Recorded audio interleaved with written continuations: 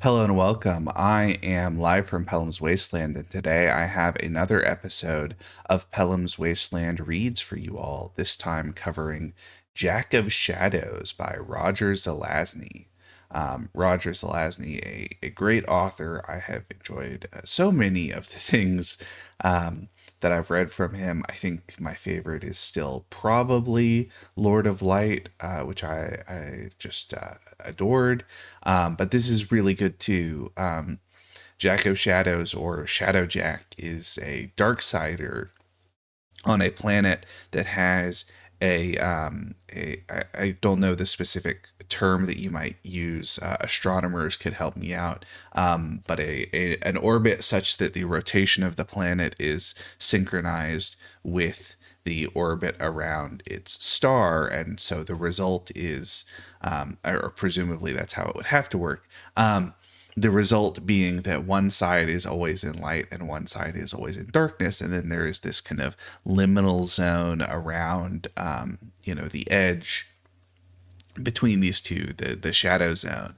And Jack is a dark sider. The dark side is defined by it's this kind of fantasy, feudal magic using side. There are wizards and warlocks and all these kind of fantastical mythic elements. The Darksiders themselves, when they physically die, they are resurrected. They're reborn.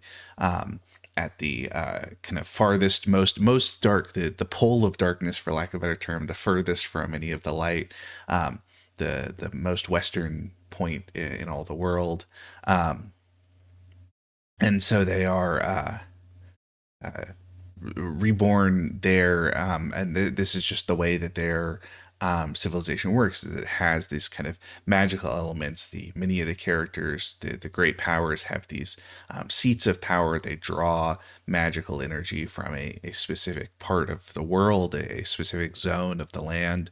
But some of the characters, like Jack, are more mobile and flexible, and Jack draws from the liminality of shadow, and so pure darkness is not so good for him, and light is not so good for him. But the in between, right, the shadow cast by a light, is his particular domain, and he is magically powerful in that, and he's able to kind of do all these kind of interesting tricks. He, at one point in the story, hears his name spoken in shadow, which is great and fun, and all that sort of stuff. But then the other side of the planet is the day side, and they are a space of modern science and technology, very much seemingly equivalent to the modernity of the 1970s when this book was written. And so there are, cars, and there are universities, and there are electric lights, and all of the kind of modern elements that are not present, and in fact do not even work on the dark side. There's this liminal space where magic becomes less powerful, but technology also starts to break down. This shadow zone in between, where Jack's best friend, Morningstar, is imprisoned.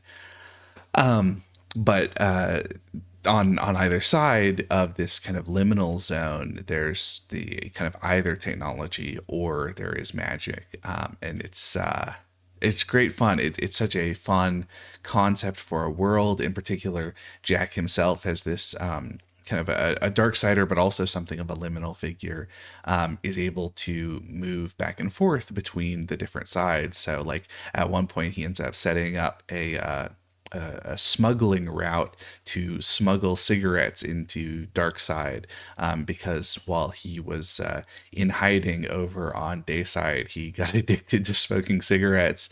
And the image of Jack of Shadows, this powerful fantasy warlock who has taken up smoking, is really kind of fun and silly, and it's great. It's a great little detail mixed into this fantastical adventure. All of these great ideas. There's also an element of the use of a university computer to solve magical formulas or theorems. Essentially, is one of the plot elements that's really fun and super cool. And Jack himself is very much a classical Zelazny protagonist. He's very, very capable and has this kind of larger than life personality, but also is sort of very, very cool, right? Sort of like a magical James Bond almost, if you will. And he's just another of these wonderfully entertaining Zelazny protagonists who also, I mean, I think one of the one of the things that makes these Zelazny characters so endearing, beyond just being kind of capable, they're often rebels, and specifically not just rebellion, but there's a consistent, I would say, sense in so many of these Roger Zelazny stories that there is something wrong with the nature of the way things are, and the capable rebel. His role in the universe is to transform the nature of things meaningfully in a way that is kind of consistent with his vision of what things ought to be like, in a way that is really interesting. And it's a interesting, there's I think about, for instance, there's a joke in The Incredibles, early on, where Mr. Incredible is talking about, sometimes I wish the world would just stay saved. And this idea that these superhero characters exist mostly to kind of reestablish a status quo that is damaged by the actions of villains and all that sort of stuff. And that's kind of a very classic understanding of the nature of all these superhero stories.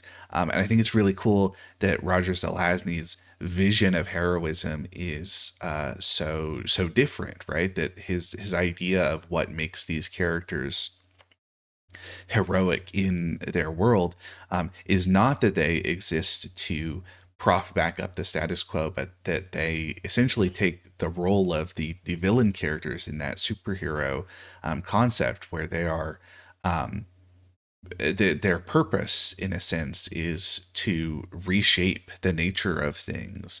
But often, because there is something unjust, something wrong with the way that things are at present, that is a noble purpose. But it is also a complex one, because there are positive things often. Even an unjust society has valuable elements that may be lost, or beautiful things that may be destroyed in the act of rebellion.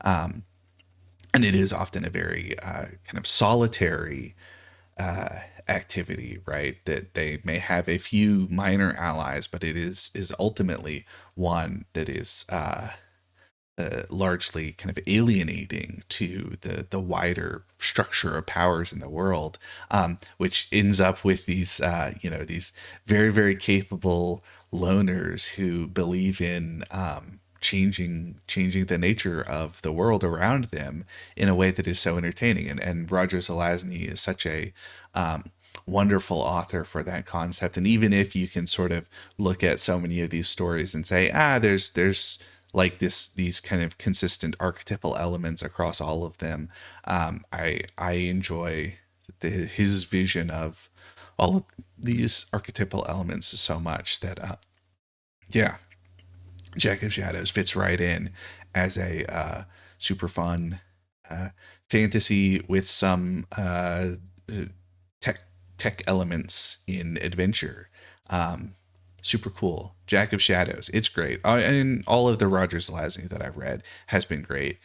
This one is so good as well. So yeah, check out Roger Zelazny's Jack of Shadows. Check out the rest of Roger Zelazny's works. I haven't read everything that he has written.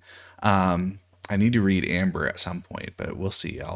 Maybe later this year I'll take on that. But for right now, If you have comments, questions, concerns, feel free to leave a comment down below, especially if you have read Jack of Shadows and have thoughts about it, any ideas about the nature of these Zelazny stories.